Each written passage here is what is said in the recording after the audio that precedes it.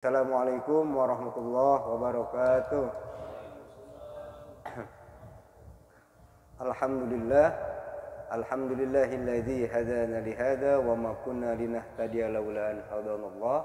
Asyhadu an la ilaha illallah wa asyhadu anna Muhammadan abduhu wa rasuluh.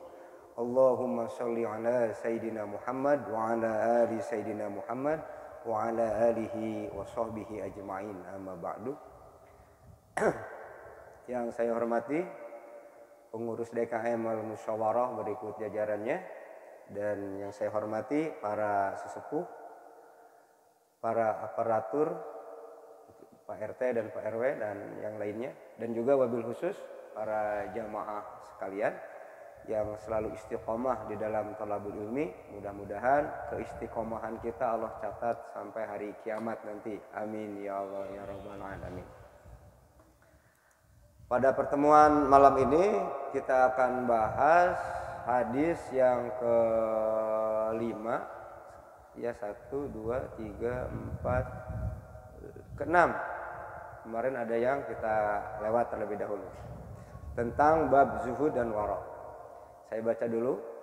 Wa an Sahlin bin Sa'din qala jaa rajulun ila Nabi sallallahu alaihi wasallam faqala ya Rasulullah Zullani ala amalin iza amiltuhu ahabbani Allah wa ahabbani an-nas.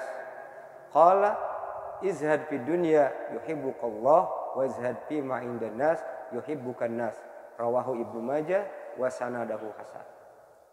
Jadi dalam hadis ini ada seseorang datang ke Rasulullah.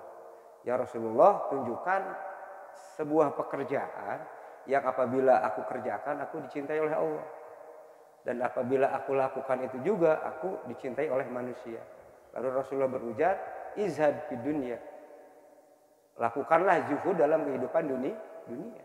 Maka Allah akan mencintai kamu. Dan izhad, dan berjuhudlah di hadapan manusia juga. Insya Allah manusia akan menyukai kita. Nah, konsep zuhud pada awal pengertiannya adalah kita ini menghilangkan rasa kecintaan kita yang berlebihan terhadap dunia. Kalau Imam Al-Junaid menganggap bahwa dunia ini harus dianggap kecil oleh orang-orang yang zuhud. Maka di dalam beberapa keterangan, orang yang sholat subuh berjamaah, kemudian dia melakukan sebelum subuhnya itu sholat qobliyah subuh, maka semua isi dunia atau semua alam jagat raya ini berserta isinya adalah miliknya. Jadi sebenarnya mah konglomerat itu kalah sama orang-orang yang selalu berjamaah subuh. Karena apa? Konglomerat punya apartemen doang. 9 naga punya kekuasaan, perusahaannya ada beberapa perusahaan. Tapi orang yang sholat subuhnya berjamaah sebelumnya ditandai dengan rajin mendawamkan sholat qobliyah subuh, maka sholat rakaat al-fajri khairum minad dunya wa ma fiha. 2 rakaat sebelum waktu subuh itu atau 2 rakaat qobliyah subuh itu ternyata khairun, lebih baik ketimbang alam jagat raya ini dengan segala isinya. Orang punya Fortuner lewat sama orang yang selalu berjamaah subuh diawali dengan sholat fajar atau sholat qobliyah gitu. Maka kalaupun kita telat, tidak ikut berjamaah, upayakan sebelum subuh itu jangan ditinggalkan. Suratnya yang pendek aja, Al-Kafirun sama Qul Huwallahu, nggak apa-apa. Karena dalam sunnah itu, biar agak itu aja terus dawamkan. Karena ternyata konsep zuhud itu tadi, bahwa kita dalam pandangan Imam Al-Junaid itu, dunia ini terlalu kecil bagi orang-orang zuhud gitu. Nah, bagaimana sekarang zuhud di dalam kehidupan kita? Tentunya kita menghilangkan rasa tamak dan kecintaan kita terhadap harta benda yang kita miliki. Kemarin kita ngebeli motor berapa pada sih harganya kemarin itu? Yang motor yang hilang 20. ketika kita sudah mampu membeli itu, kita tidak terlalu bahagia yang berlebihan. Biasa-biasa aja, itu orang zuhud. Justru kalau orang belum zuhud itu punya HP baru aja, bangganya minta ampun gitu kan. Nah kita nggak terjebak lagi dengan harta benda kita yang sifatnya material itu, bahwa dapat materi yang berlimpah biasa aja. Nah sebaliknya ketika hilang pun sama, tidak terlalu larut dalam kesedihan. Jadi kalau udah ketika kita dapat materi yang berlebihan, terus kita juga dapat membeli segala sesuatu, kita ada kebanggaan di dalam diri kita, dan kita pahami bahwa ini adalah hanya alat, hanya elemen. Tergantung duit kita itu akan mengantarkan kita ke surga atau tidak. Nah sebaliknya orang yang zuhud itu juga gitu. Ketika kehilangan juga enggak larut di dalam kesedihan. Karena konsep yang kemarin kita ajarkan di dalam zuhud itu, konsep hidup kita adalah inna lillahi wa inna ilaihi, berawal dari Allah, mengembang, apapun jabatan kita, kembali kepada titik yang awal. Gitu. Makanya kalau sudah memiliki konsep itu, sudah bisa melakukan sedikit demi sedikit perilaku zuhud di dalam kehidupan dunia ini. Jadi dapat harta tidak terlalu senang, kehilangan tidak terlalu sedih. Maka orang zuhud itu kalau diibaratkan seperti air yang tenang. Tapi coba-coba aja berenang di air yang tenang. Kalau nggak bisa tenggelam kita. Karena kita nggak tahu arus di bawahnya. Begitulah orang yang zuhud itu. Kelihatannya sederhana, kehidupannya biasa-biasa. Tetapi sekali kita usik, hati-hati pengaruhnya. Dan kita harus dekat dengan orang-orang yang zuhud. Tetapi zuhud bukan berarti meninggalkan materi. Tidak terlalu berlebihan di dalam mencintai materi. Itu zuhud disebutnya. Bukan berarti kita nggak boleh kaya, boleh. Nah sekarang orang yang kaya bagaimana sifat zuhudnya? Nolong orang dengan ikhlas, zuhud. Karena dia paham. Ada bagian-bagian orang yang dititipi di kita dengan kekayaan kita. Tetapi orang yang tidak zuhud akan terjebak di dalam menumpuk-numpuk harta. Karakternya sama kayak semut. Semut itu banyak sifat-sifat yang positifnya. Di antaranya semut itu kalau muncul di situ kita siram, besok bisa muncul di mana lagi. Perjuangan itu tanpa henti semut itu. Yang kedua, semut itu bisa berfaedah untuk menyuburkan tanah karena terjadi penghumusan lagi. Terus semut itu menampilkan karakter ketika bertemu itu seolah-olah saling hormat, menyalami. Tapi ada karakter yang negatifnya. Semut itu kalau gotong makanan ke lubang itu nggak dimakan langsung, ditumpuk dia nyari lagi. Jadi jiwa yang negatif dari semut itu, atau karakter yang negatif dari semut adalah menumpuk-numpuk harta. Kalau itu ada pada manusia, bahaya. Jualan gas gitu kan, nunggu dipendem dulu, nunggu mahal dulu. Ntar begitu udah mahal baru dikeluarin. Jadi dengan jual belinya tidak ada zuhudnya. Orang dengan jual beli bisa ada zuhudnya ketika sifatnya, karakternya ingin menolong orang lain. Mengambil keuntungan ada, tapi ala kadarnya. Tujuannya apa? Sosial masyarakat aja. Di samping dia mau jual produk, tapi dia juga mau nolong orang lain. Seperti itu. Kayak seperti ini. Kita melihat orang kaya, hidupnya enak. Rumahnya mewah.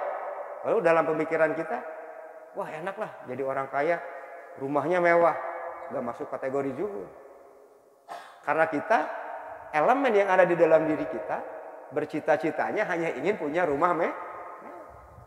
Lain halnya ketika ngelihat kita orang kaya itu bisa bantu orang, bisa nolong orang. Lalu dalam diri kita, wah enak nih jadi orang kaya ya, bisa nolong orang. Ya Allah kayakan saya biar saya bisa nolong orang. Termasuk cita-cita zuhud. Padahal sama.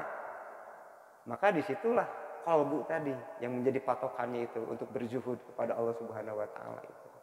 Dalam hadis yang sebelumnya kan bahwa di dalam jasad kita ini ala inna fil jasadi mudghah, ada segumpal daging.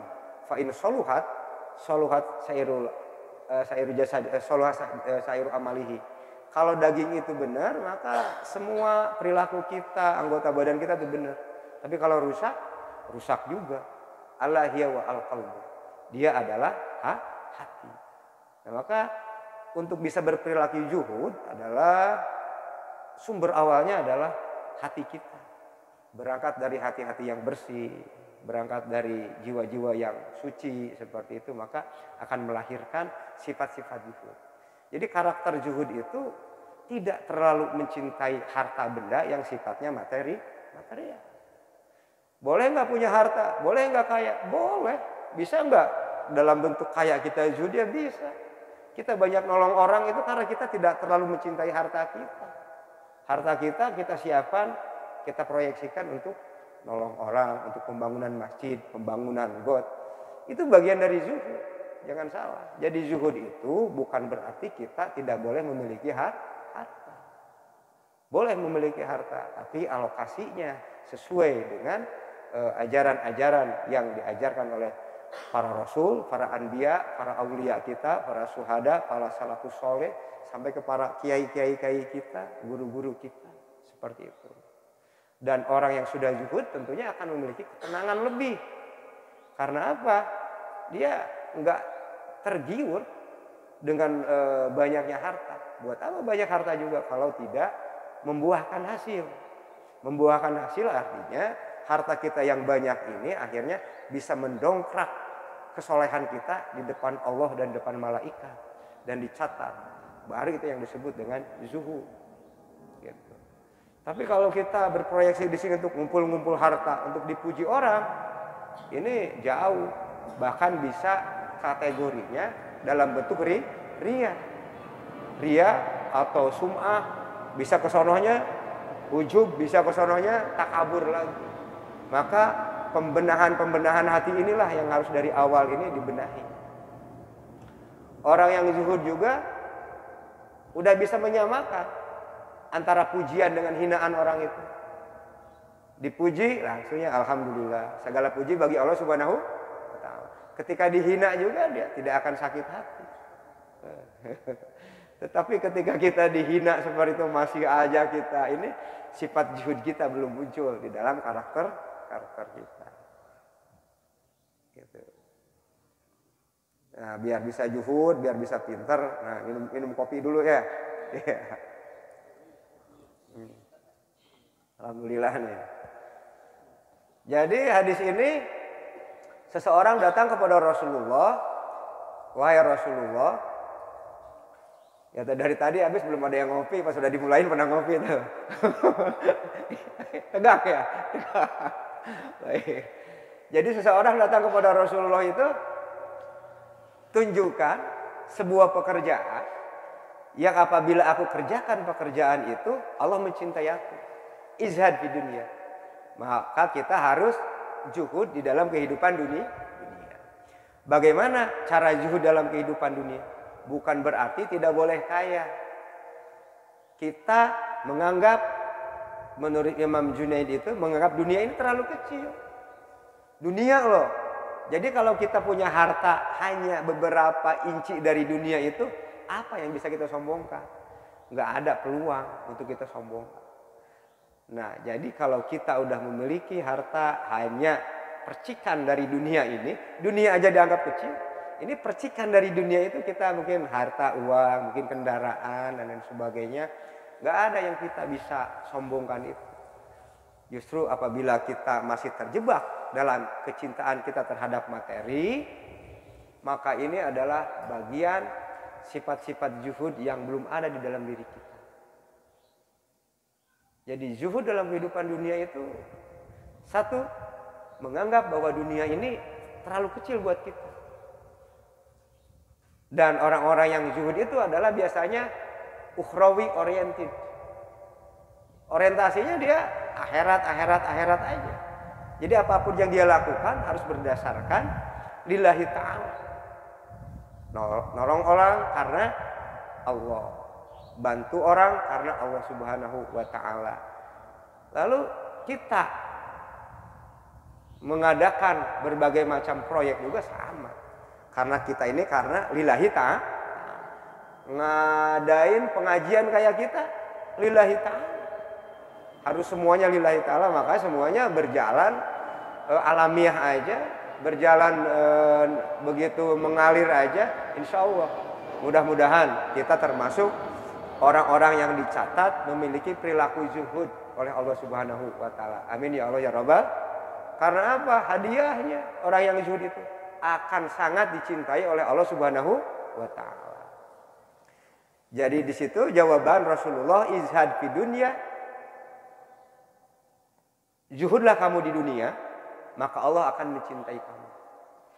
Dan zuhudlah di hadapan manusia, insya Allah manusia akan mencintai kamu. Jadi proyeksinya, kalau zuhud di hadapan Allah, udah kita beribadah hanya untuk Allah Subhanahu wa taala, tidak untuk yang lain. Ibadah ada mahdhoh, ada ghairu mahdhoh. Dalam ibadah mahdhoh itu kadang-kadang kita juga masih, kadang-kadang seorang imam ngimamin jamaahnya itu terlintas kadang-kadang di dalam dirinya, wah karena gue imam nih, gitu kan, karena gue keren nih, udah hilang lillahi ta'ala. Harusnya dia ngimamin itu harus lillahi ta'ala. Jadi kalau terjebak oleh elemen duniawi, pujian, kepamoran, tidak ada aspek zuhud. Jadi kadang-kadang emang kita sering terjebaknya dan sering lari dari aspek sifat yang menanamkan, yang mengajarkan kepada kita karakter-karakter zuhud tadi. Ada keterjebakan di dalam beberapa hal. Contohnya, ketika kita mau disuruh tausiah Isra Mi'raj katakanlah, harus didasari dengan niat yang ikhlas lillahi ta'ala, ingin menyampaikan pesan-pesan ilahiyah. Kalau seandainya muncul kayak gini, oh gua nih ustadz paling keren di Puri, alah sifat zuhudnya kagak ada.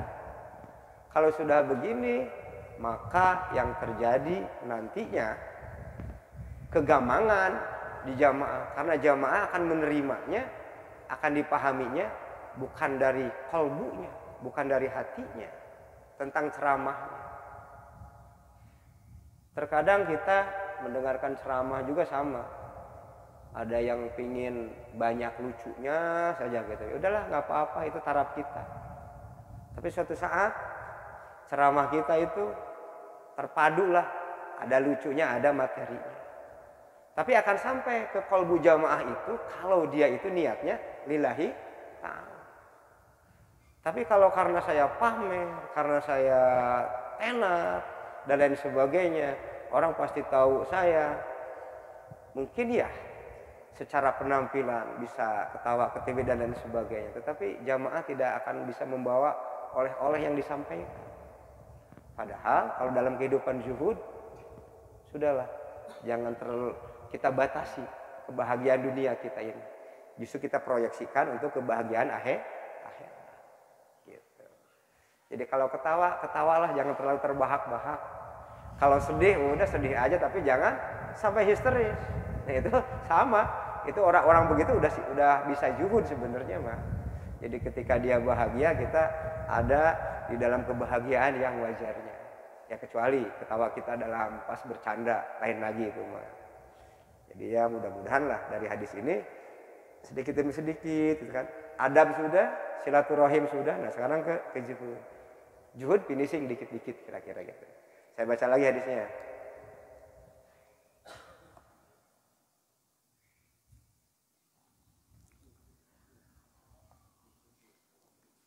Wa an Sahlin bin Sa'din qala ja'a rajulun ila Nabi sallallahu alaihi wasallam faqala ya Rasulullah dullani ala amalin iza amiltuhu ahabbani Allah wa ahabbani an-nas. Qala izhad fi dunya yuhibbukallah wazhad fi ma indan nas yuhibbukan nas. Jadi seseorang datang kepada Rasulullah minta arahan dan petunjuk pekerjaan apa sih kira-kira yang sangat dicintai oleh Allah. Ternyata zuhud. Nah konsep zuhud tadi, satu, kita menghilangkan rasa kecintaan kita terhadap dunia. Boleh nggak mencintai dunia? Boleh. Tetapi rasa cinta yang berlebihan terhadap dunia, terhadap materi, terhadap kesenangan dunia ini kita batasi. Atau bisa disebut dengan orang yang zuhud itu ukhrawi oriented. Jadi kalau ditanya, kenapa kamu mau jadi merbot? Gajinya kan kecil, gitu kan? Tapi kebahagiaan dia ada di situ. Karena dia tahu surganya merbotnya itu adalah real estate-nya surga. Gitu. Jangan dikira orang yang selalu azan, berpenampilan seperti itu. Karena tingkat zuhud dia udah lebih ketimbang kita. Kalau kita pinginnya enaknya tinggal di rumah yang mewah dan sebagainya, merbot begitu, kadang-kadang satu petak doang. Tetapi lihatlah karakter dan jiwanya dia. Dan dia merasa puas dengan apa yang dia raih itu. Berarti itulah kekayaan sejatinya dia. Karena agnal gina al qanaah. Jadi kekayaan yang sejati itu adalah ada rasa puas di dalam diri kita. Gitu. Jadi kalau merbot itu emang udah begitu, terus kehidupannya biasa-biasa, karena emang bisa jadi tingkat zuhud dia udah komitmen, udah istiqomah di dalam cita-cita dia. Dan dia nggak mengharapkan apa lagi.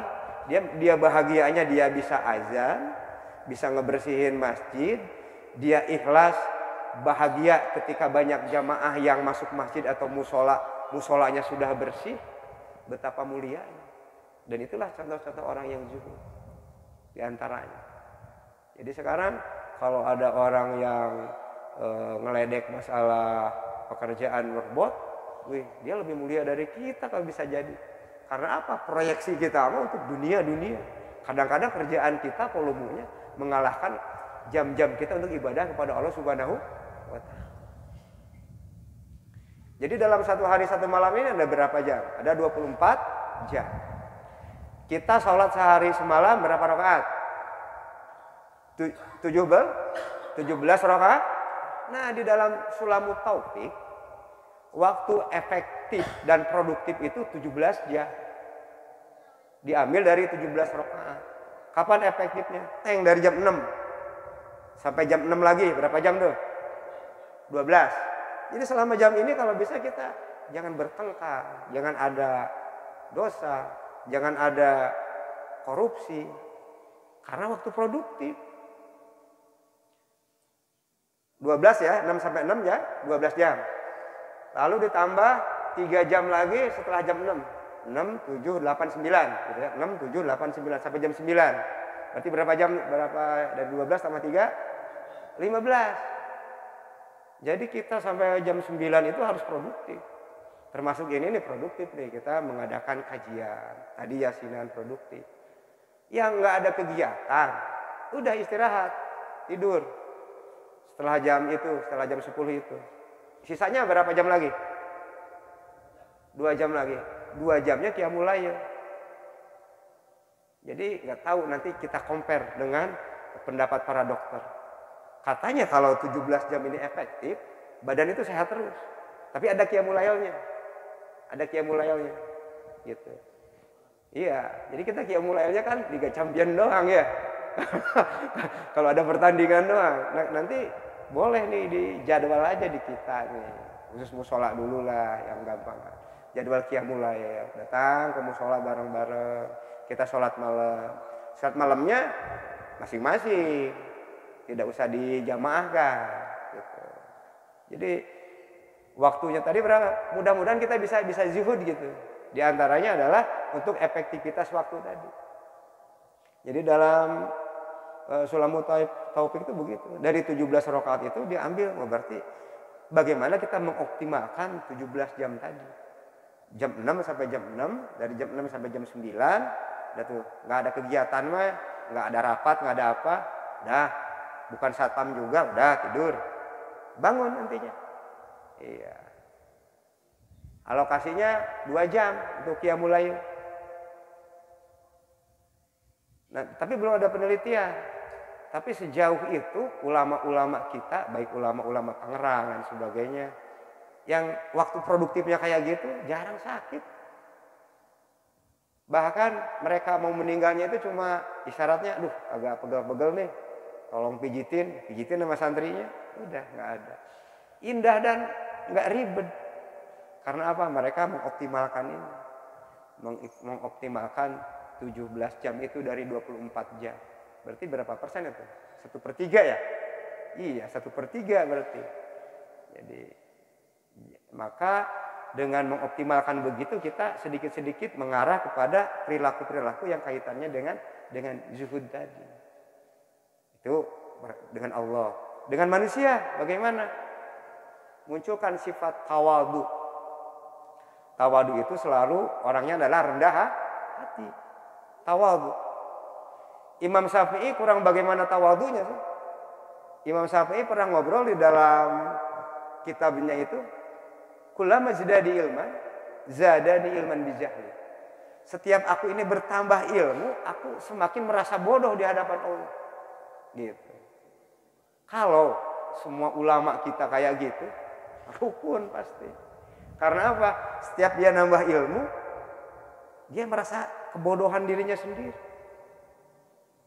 Tidak lantas dengan ilmu yang sedikit udah merasa wah, bahkan bisa justifikasi terhadap yang lain.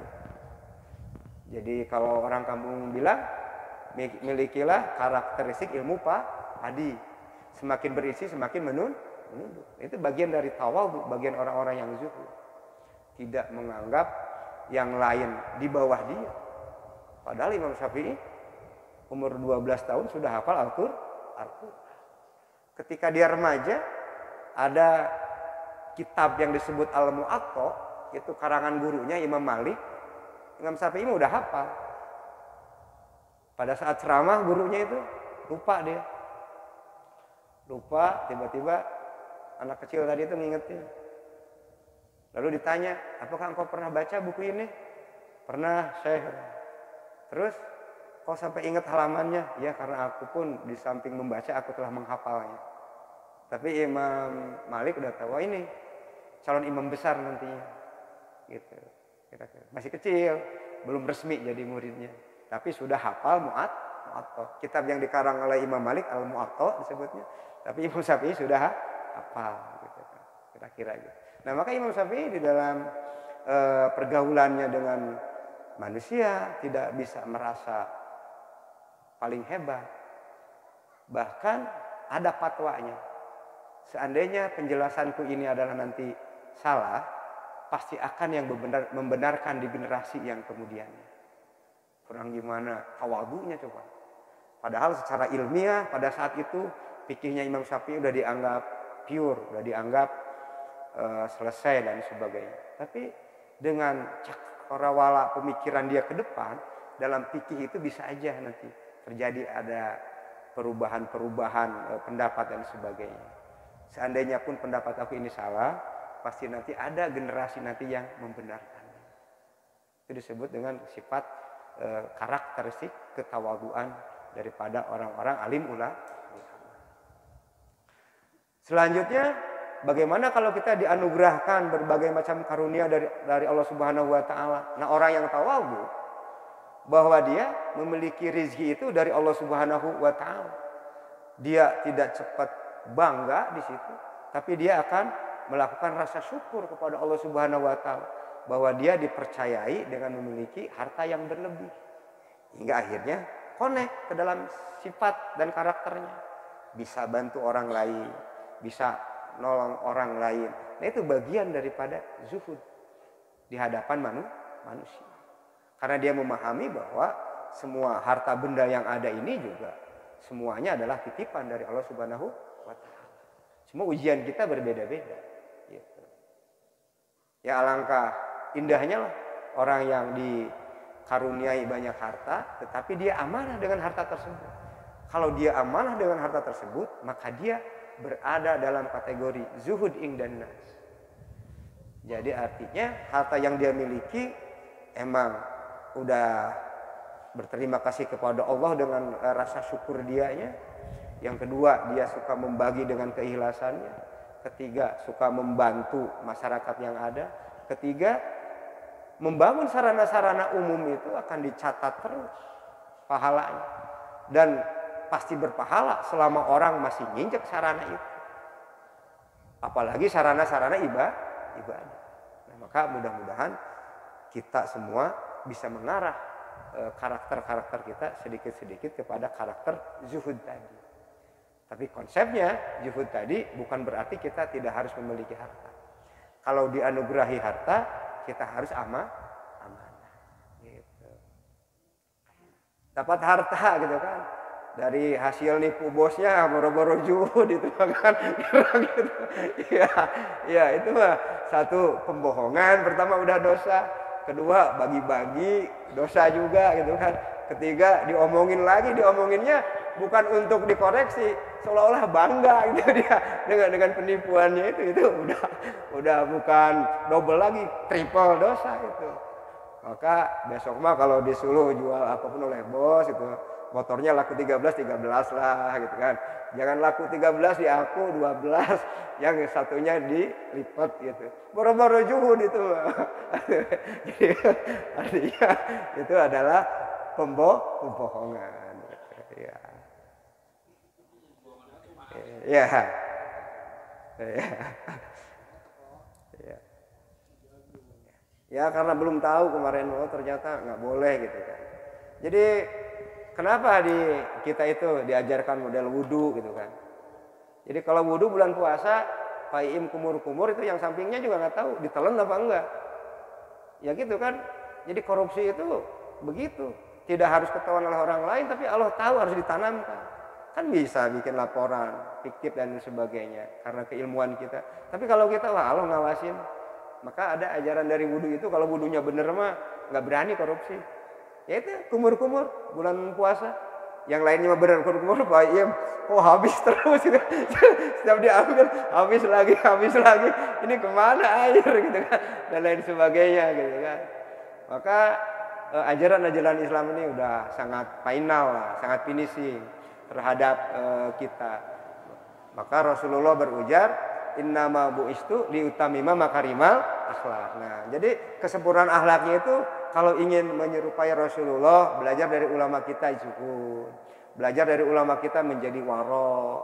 Waro itu mengcover diri kita dengan hukum-hukum Allah Subhanahu wa taala. Jadi, mari kita melaksanakan berbagai macam kegiatan positif dan mudah-mudahan kita bisa melakukan zuhud dalam kacamata modern. Artinya punya mobil boleh nggak? Boleh lah. Tapi ketika tetangganya sakit dipinjam, kita dengan ikhlas banget itu.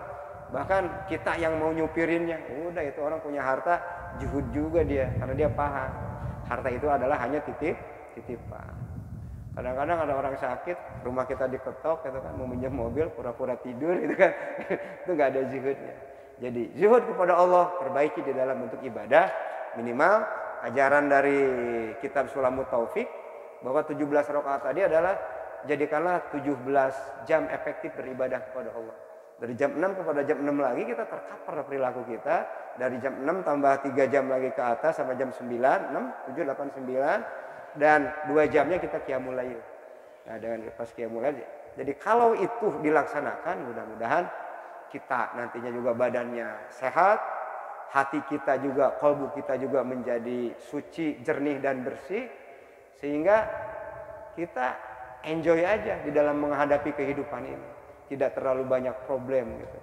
Dan mudah-mudahan kesonohnya mah nanti kita di dalam berzuhud ini karakter-karakter para ulama itu nempel di kita. Jadi kita sama aja, kita dipuji oleh orang dan dihina oleh orang itu udah nggak ngaruh. Dipuji ya udah alhamdulillah, segala pujian bagi Allah, dan yang pantas dipuji itu hanya Allah Subhanahu. Nah jadi kalau orang nyari-nyari pujian itu nggak bakal dapet. Maka di situ alhamdulillah itu hanya untuk Allah. Kalau pujian untuk manusia asana. Jadi kalimatnya adalah asana di situ. Tapi kalau untuk Allah Subhanahu wa taala itu alhamdulillah. Nah kita dihina oleh orang lain juga sama. Kita udah harus nggak ngaruh. Jadikanlah hinaan itu jadi vitamin, gitu kan? Tapi hati-hati dengan pujian. Jadi hati-hati dengan pujian. Karena apa? Pujian ada kalanya kita menjerumuskan. Lihat beberapa pejabat yang haus akan pujian. maka dia akan tertipu dengan beberapa orang yang selalu cari muka, padahal ingin menjerumuskannya. Tapi kalau dia punya konsep zuhud, akan dia batasi mana orang yang tulus untuk mendukung dia, atau mana orang yang hanya cari muka doang. Maka pahami itulah sehingga kita bisa melakukan sifat-sifat zuhud tadi seperti yang diajarkan oleh para aulia kita, para salafus soleh, para kiai kita, para ulama kita, sehingga kita merasakan tenang di dalam kehidupan dunia. Ya untuk malam ini itu aja lah, nggak usah banyak-banyak lah, cukup lah dikit. Kalau ada pertanyaan dipersilakan. Tutup dulu ya. Assalamualaikum warahmatullahi wabarakatuh.